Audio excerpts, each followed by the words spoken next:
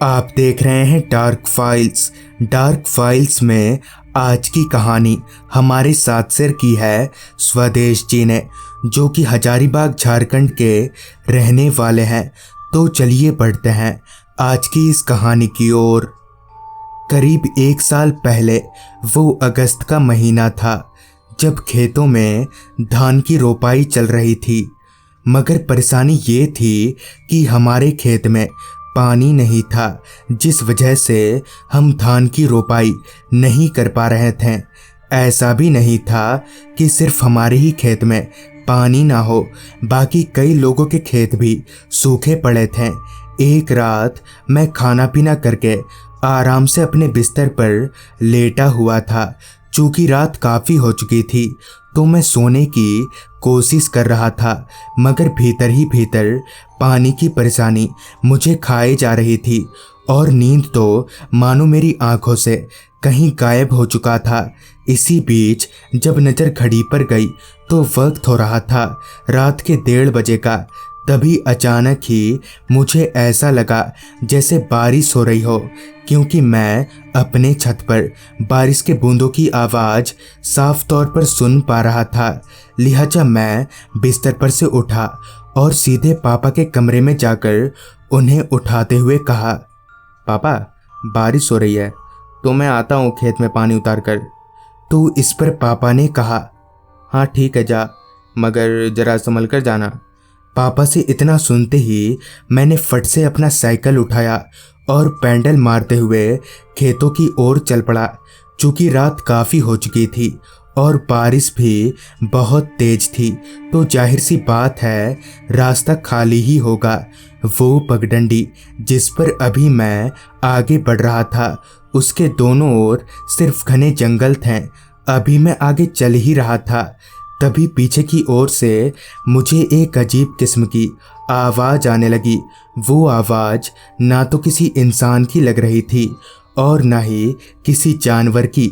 एक पल को तो मैंने सोचा साइकिल रोक लेता हूँ, मगर पता नहीं क्यों मेरा मन नहीं मान रहा था, तो मैं बिना रुके वहाँ से आगे निकल गया। फिर जब मैं अपने खेत के पास पहुँचा तो साइकिल को वहीं एक किनारे पर लगाकर सीधे खेतों में उतर गया और खेत के हर एक कोने में पानी उतारने लगा। उस पूरे मैदान में खुद को अकेला पाकर कहीं न कहीं मेरी हिम्मत जवाब दे रही थी। और तो और बाजू में ही एक शमशान था। खैर मैंने जल्दी जल्दी अपना काम निपटाया और फिर से एक दफ़ा पूरे खेत का जायजा लेने के बाद साइकिल उठाकर मैं वापस घर की ओर बढ़ने लगा। बारिश भी अब काफ़ी धीमी हो चुकी थी और बारिश के चलते पूरा रास्ता कीचड़ में सन चुका था और ऐसे में साइकिल चलाना बहुत मुश्किल हो रहा था। कीचड़ में फंसते ही साइकिल का चक्का स्लिप कर जाता। लिहाजा मैं साइकिल पर से नीचे उतर गया और धक्का देते हुए चलने लगा। मेढकों की आवाज़ ही थी जिसने उस रास्ते की खामोशी को तोड़े हुआ था। अभी मैं अपनी साइकिल के साथ आगे बढ़ ही रहा था, तभी अचानक ही पता नहीं क्यों मेरा साइकिल भारी लगने लगा। यहाँ तक कि मैं साइकिल को खींच भी नहीं पा रहा था। परेशान निगाहों से जब मैंने पीछे मुड़कर देखा तो पाया कि एक छोटा सा बच्चा है जिसने मेरी साइकिल को पीछे से पकड़ रखा है। जिस पर मैंने उस बच्चे से कहा, क्या बात है बेटा, तुम यहाँ पर?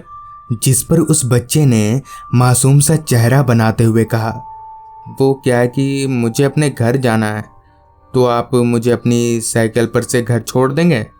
जिस पर मैंने कहा, हाँ क्यों नहीं, बैठ जाओ। मेरे बोलते ही वो बच्चा मेरे साइकिल की सामने वाली रॉड में बैठ गया और मैं साइकिल को धक्का देते हुए चलने लगा। फिर जब रास्ते पर कीचड़ कम हुआ तो मैं भी साइकिल पर बैठ गया और उस बच्चे की उंगली के इशारों पर आगे बढ़ने लगा। अभी मैं साइकिल चला ही रहा था, तभी मेरी नज़र उस बच्चे के सर पर गई तो पाया कि उसके बालों में काफ़ी सारी मिट्टी लगी है और साथ ही उसके शरीर और कपड़ों में भी। खैर यूं ही कुछ देर तक चलते रहने के बाद हमारी साइकिल एक घर के पास जाकर रुकी। फिर मैं साइकिल पर से उतरा और उस बच्चे को उतारते हुए उस घर के दरवाजे पर ले गया। मेरे दरवाजा खटखटाने पर एक आदमी ने दरवाजा खोला। तभी मैंने कहा, क्या भाई साहब, इतनी रात गए कोई बच्चे को घर से बाहर भेजता है? जिस पर वो आदमी बोला, कौन बच्चा? मैं कुछ समझा नहीं। तो इस पर मैंने कहा, अरे यही मेरी बात अभी खत्म भी नहीं हुई थी कि वो बच्चा वहां से गायब था। उसे इस तरह से गायब होता देख मेरा चेहरा एकदम पीला पड़ गया।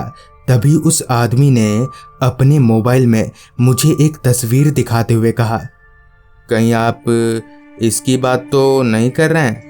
मैंने जब उस तस्वीर को गौर से देखा तो वो वही बच्चा था। जिस पर मैंने कहा, हाँ, यही था वो बच्चा।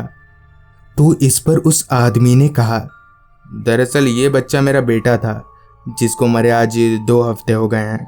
असल में इसे कुछ बहुत गंभीर बीमारी हो गई थी और पैसा ना होने के कारण हम इसे बचा नहीं सके।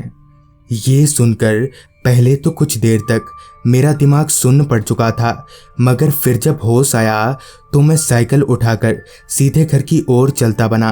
तो दोस्तों, ये थी स्वदेश जी की भेजी गई कहानी। अगर आपके पास भी ऐसी ही कोई कहानियां हैं तो हमारे साथ ज़रूर शेयर करें। और दोस्तों, अगर आप भी एनिमेटेड हॉरर स्टोरीज देखना पसंद करते हैं तो अभी सब्सक्राइब करें डार्क टीवी चैनल को। लिंक आपको नीचे डिस्क्रिप्शन बॉक्स में मिल जाएगी। तो मैं आर्यन जल्द ही मिलूंगा आपसे ऐसी ही एक कहानी के साथ।